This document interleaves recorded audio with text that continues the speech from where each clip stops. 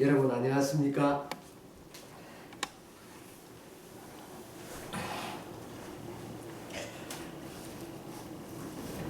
아침에 제가 문득 그 경봉스님에 대한 여러 가지 자료를 보게 되었는데요. 이 경봉스님은 이 경산에서 인접 지역인 그 밀양에서 태어나신 분입니다. 이분은 어릴 때부터 그 한학을 거의 통달하신 분이에요. 그러니까 14살까지 사서성경을 줄줄 외울 정도로 훌륭하신 분인데, 이후에 그 16세에 다다르기 직전에 어머니가 돌아가시고 난 뒤에 문득 사람은 왜 죽느냐 하는 그러한 고뇌에 빠지게 되었다고 합니다. 그렇게 되었던 것이 결국은 큰 스님이 출가를 하게 된 동기가 되고 91세, 범납 70대 중반에 열반하기까지 조선시대 또 구한말 근대에 이르기까지 최고의 선성으로 알려진 그런 인물이 되었던 것이라 저는 생각하게 되었습니다.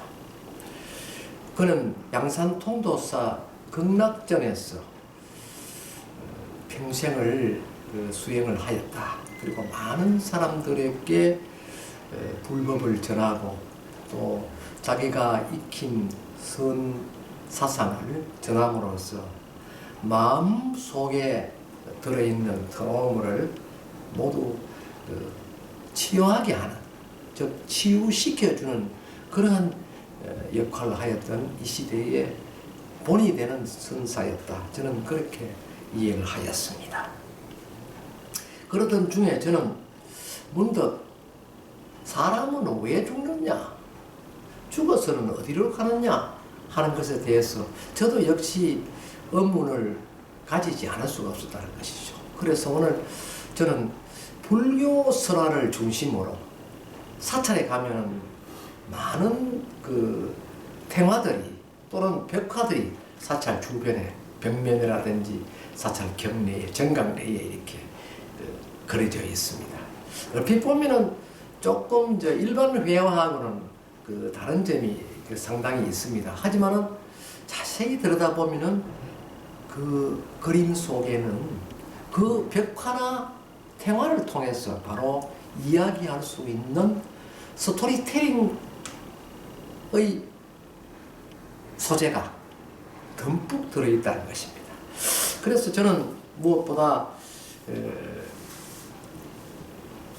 불교 미술을 공부하는 분 또는 불교 설화를 공부하는 분들이 우리 설화에서 본이 되는 그런 사상을 가진 분들이구나 하는 생각을 하게 되었던 것이죠. 그래서 오늘은 사람이 왜 죽느냐, 죽어서는 어디 가느냐, 거기에 대한 고민거리에 대해서 불교에서는 벽화에 주로 이렇게 반야용성이라는 그림을 그려두고 있습니다. 평소에 살아 있을 때 좋은 일을 많이 하였던 분, 즉 선행을 하였던 분은 곧 돌아가셔도 그 선행에 대한 본을 받게 된다 하는 것이죠. 그래서 극락으로 가야 될 사람은 돌아가시면 바로 그 반야용선이 와서 그 당사자를 태워가서 극락으로 인도한다는 것입니다. 그러한 것을 그림으로 그려서 이야기를 해둔 것이죠. 여기 잠깐 그림으로 보시면요, 앞에 그림에 보면은 이 관세음 보살님이 많은 중생들을 배에 타고 있고 또 태워서 이렇게 출발합니다. 요 앞머리 부분 보면 요 그림이 앞에 좀 잘라져서 사람 보입니다만 요게 용입니다. 요 용머리거든요. 그래서 반야, 불교 반야에 용으로 만든 배다. 이래서 용선이다. 이렇게 배선자입니다. 그래서 반야용선을 타고 극락으로 간다 하는 것이죠. 그렇다면 반야용선에는 아무나 탈 수 있느냐 하면은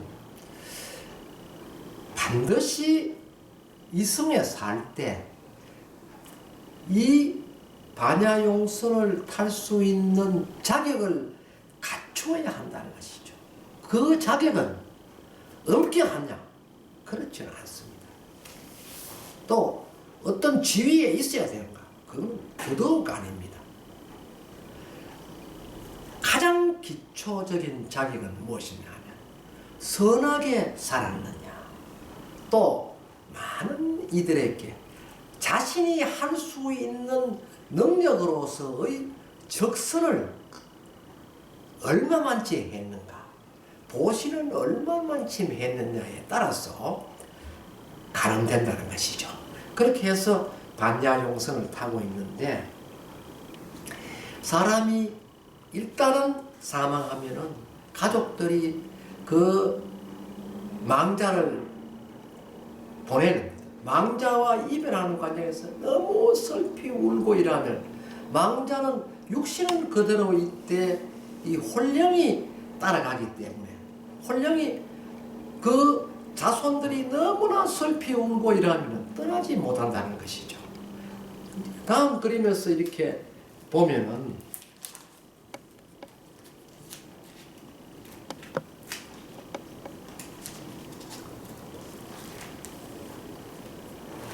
이 그림에서와 같이 가족들이 너무 슬피 울고 이렇게 하다 보면 망자가 반야용선이 도착하면 바로 성선을 해야 하는데, 가족들이 너무 슬피 울기 때문에 뿌리치지 못해서 망자가 시간을 지체함으로 따라서 이 반야용선은 정해진 시간 이외에는 기다려줄 수 없다는 것이죠. 왜 그러냐면 여러 곳에서 또 다른 망자가 기다리고 있기 때문에 시간을 지체할 수가 없다는 것입니다.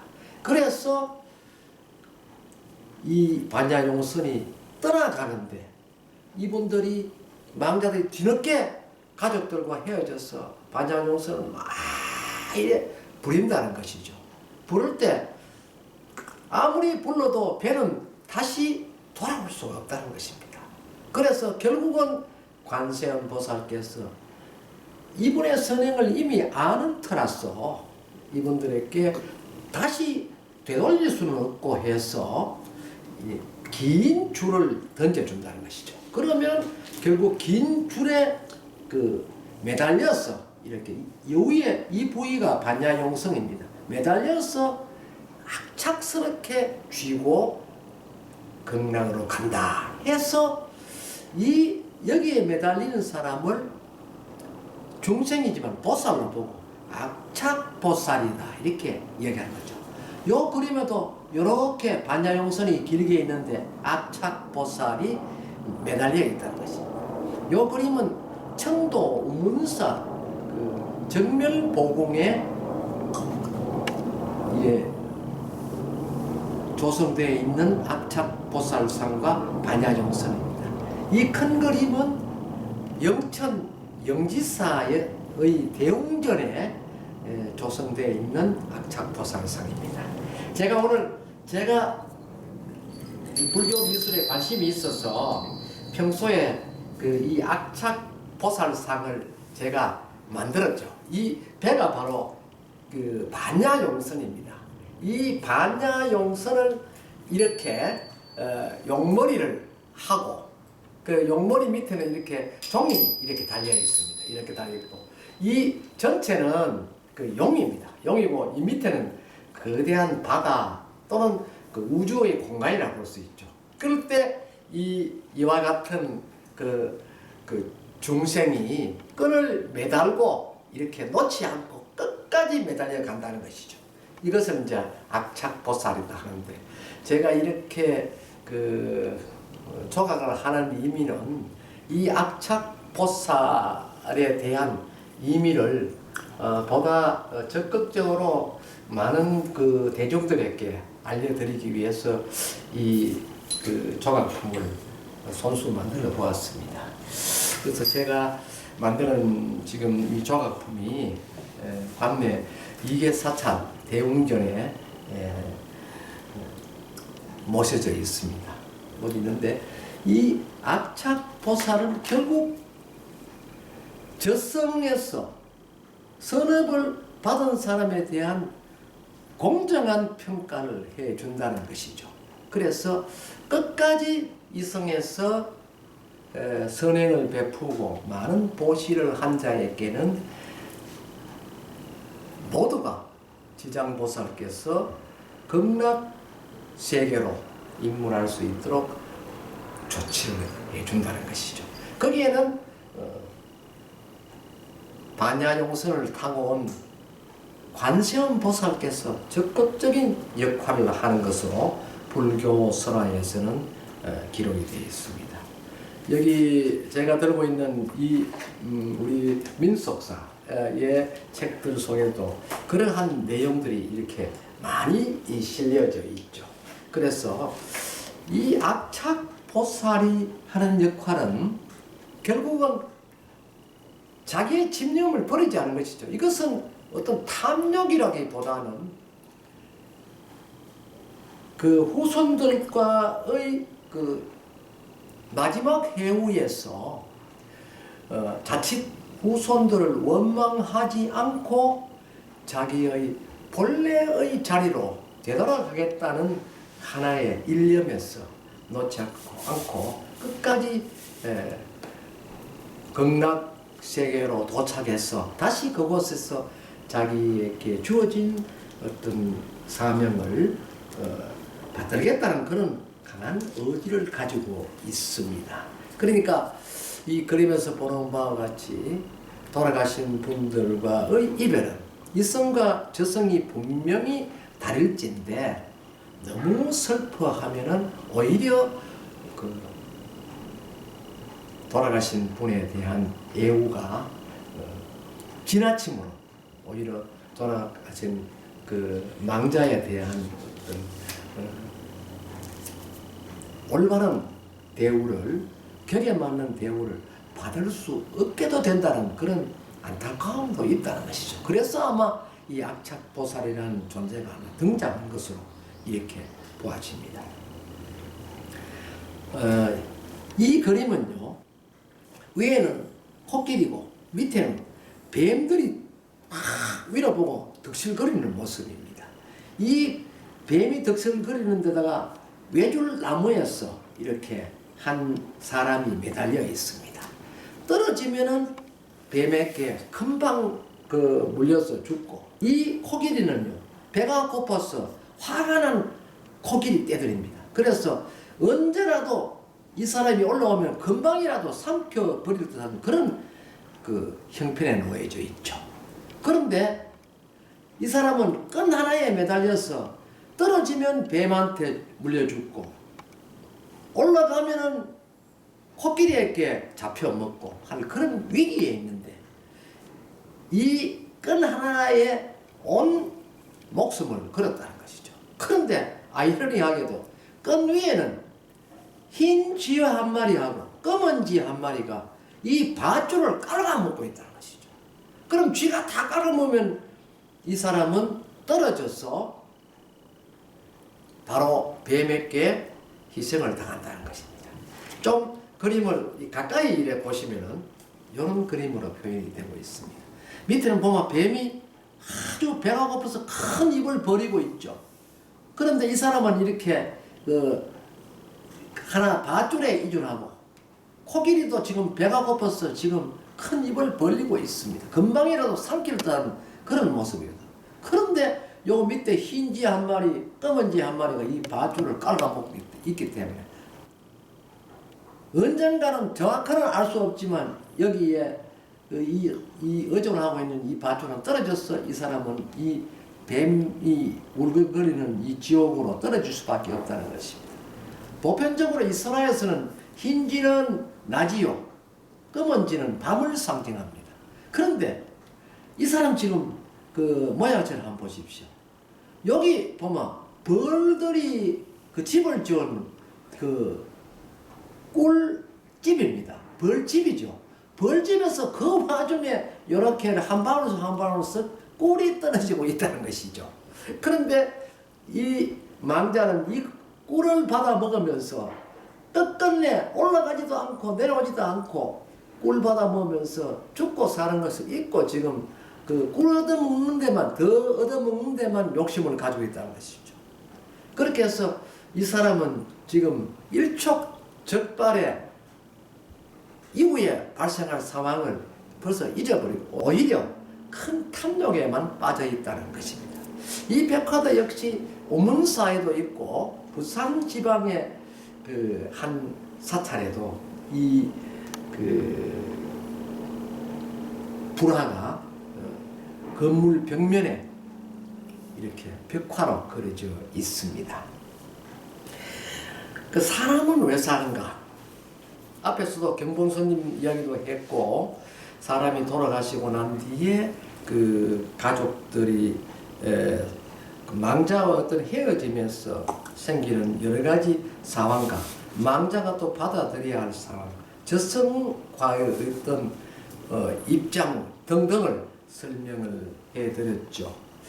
그런데 이제 중요한 것은 사람이 이성이나 저성이나 똑같은 입장에서 사람이 탐욕을 가진다면 이루어 놓은 모든 선업이 하루아침에 사라진다는 것이죠. 내가 100일 동안 그 행복하려면 3일 수행만 해도 100일 동안의 어떤 그 선업을 살 수 있다. 하지만 내가 만약 현 시점에서 탐욕을 가지고 또 욕심을 가지고 재물에 그 어떤 욕심을 가진다면 천년에 산 업이요 하루 아침에 그 지푸라기나 먼지와 같이 사라진다 하는 초발심 자객문의 기록도 있습니다. 그와 같이 인간의 본성은 선하냐 악하냐 하는 것이 대두가 되고 있습니다만 아무래도 인간은 본래는 선하게 태어나는 것이 당연한 것이 아닌가 이렇게 이야기할 수가 있는 것입니다. 또 우리는 벽화를 통해서 또 이런 그림도 볼 수 있다는 것이죠.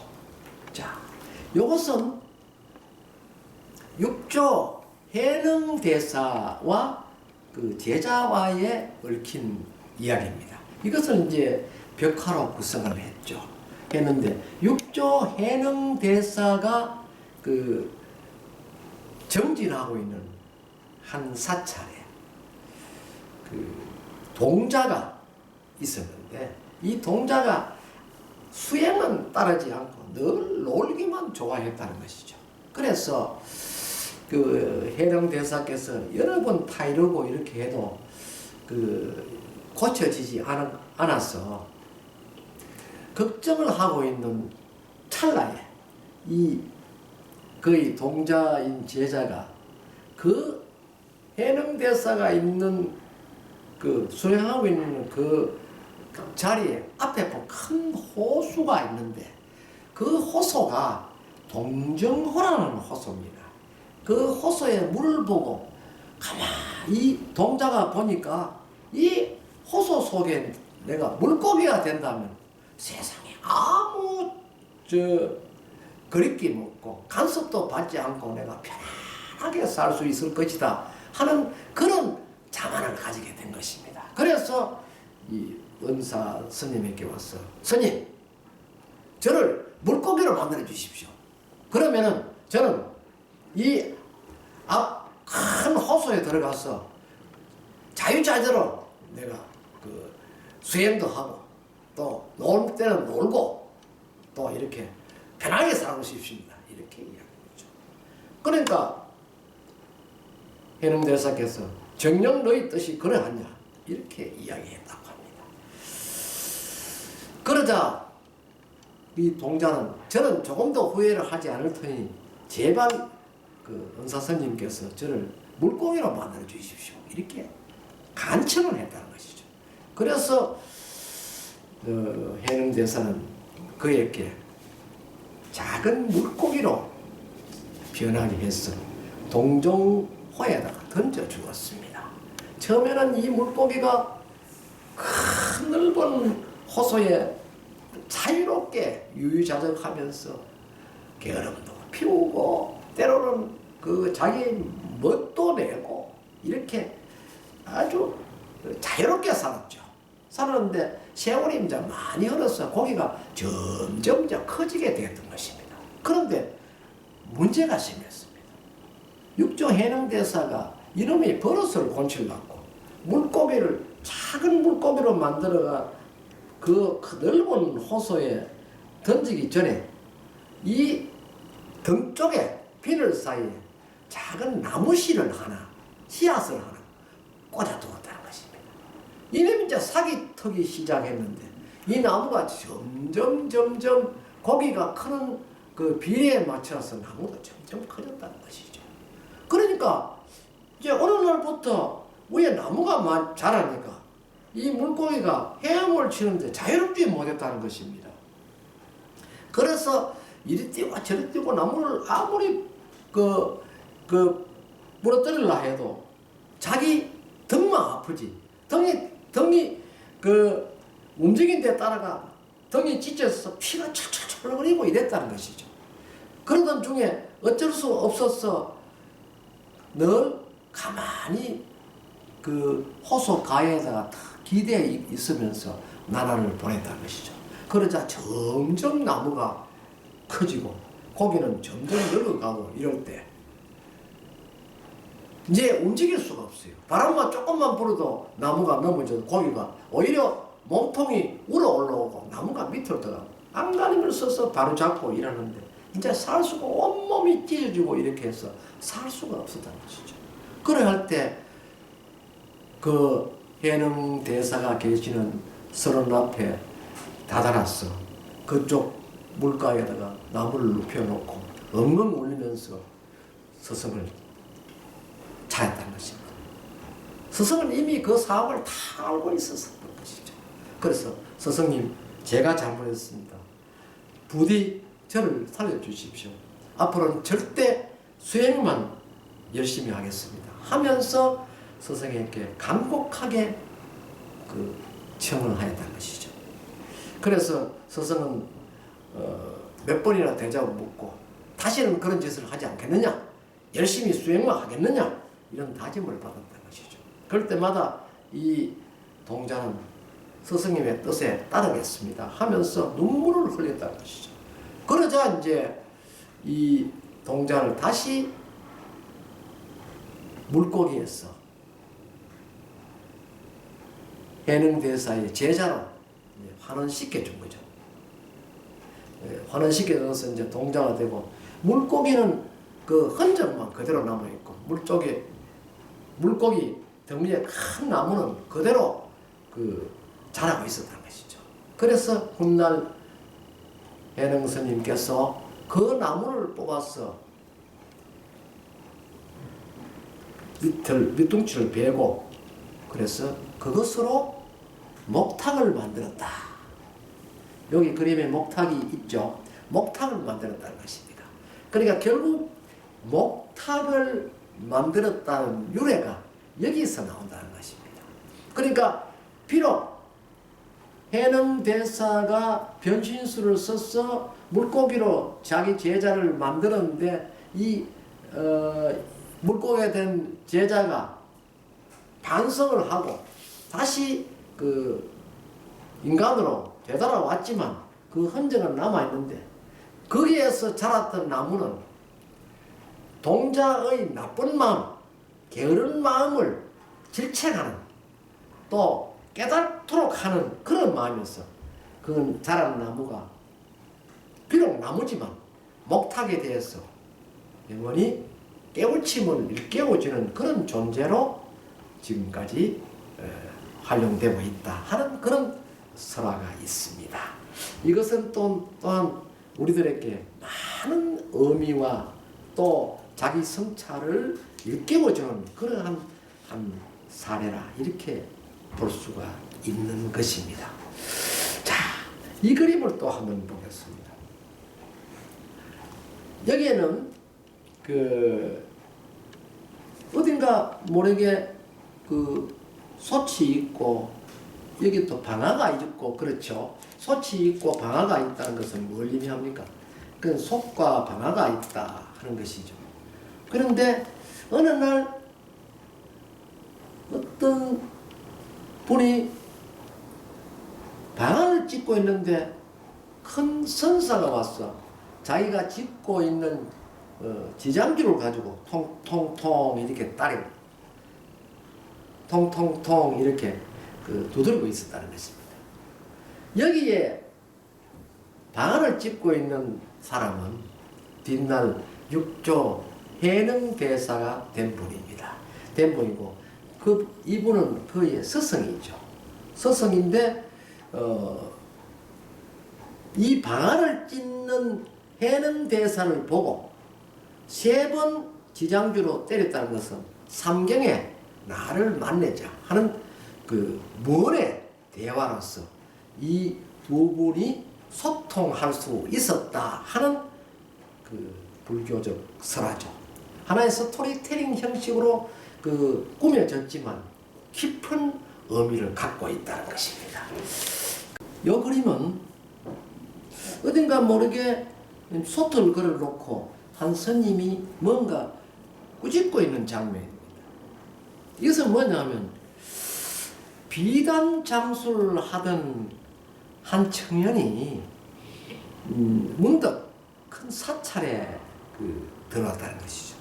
들어와서 여러 스님들이 수행하는 장면을 보고 자신도 성녀가 되었으면 하는 그런 마음을 가졌다고 그럽니다. 그래서 거기 주지스님께 성녀가 되기를 간청을 하였더니만 너는 성녀가 되기 전에 공양간에 가서 그릇을 씻고 밥을 하는데 도와라 이렇게 명령을 했다고 그러죠. 그러면은 너 하는 것을 보고 내가 성녀가 될 수 있나 또 자기가 없는가 내가 가름하겠다 이렇게 해서 밥을 하는 일을 시켰다는 것이죠. 이 사람은 처음에 밥하는 일은 해보니까 별로 어렵지 않거든요. 열심히 밥을 했는데 어느 날 보니 밥하는 이 부엌 아궁이 이가 전부 오래되어서 부서지고 이렇게 되었다는 것이죠.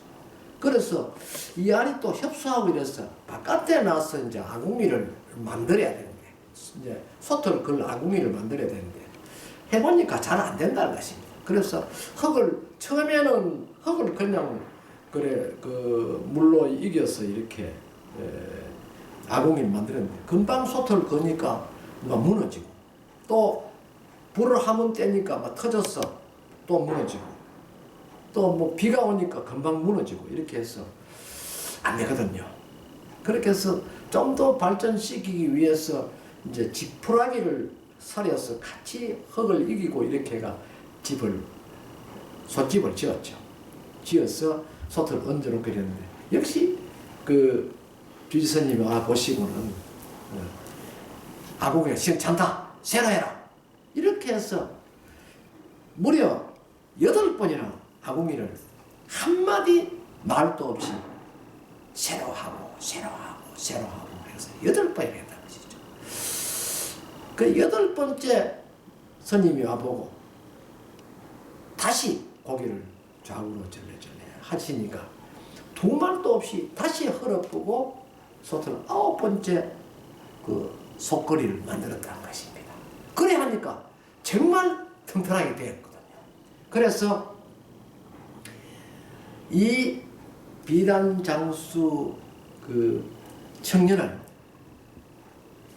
큰 스님께서 그 사찰에 성녀로 받아주기로 결정을 하고 그에게 법명을 9구자 소정자를 붙여서 구정스님이다 이렇게 법포를 지어주었다는 그런 불교 설화도 있습니다.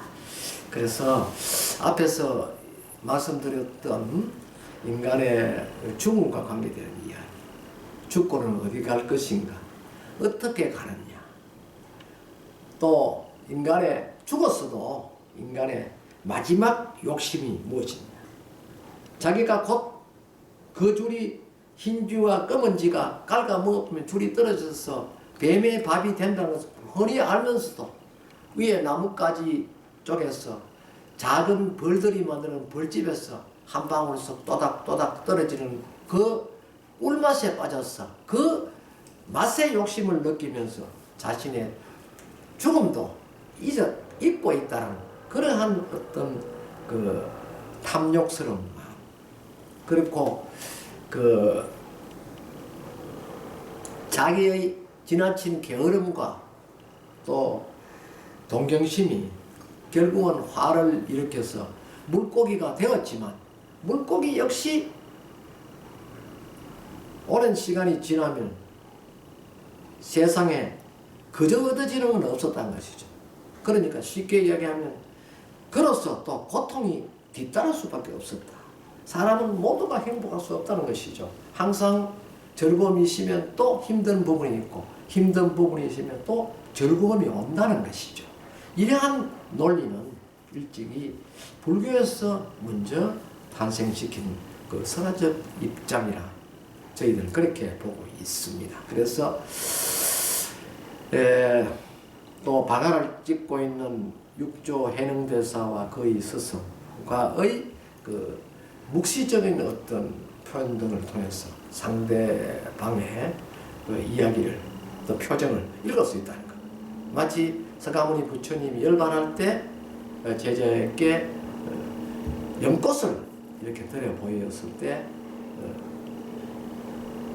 연꽃을 보고 서가모니 부처님의 깊은 뜻을 헤아렸다는 그런 염화미쇼의 진리라든지 또 그 비단장수의 한 청년이 9번이나 묵묵하게 자신이 솥을 고쳐줬고 자기 잘못을 인정하고 솥을 고쳐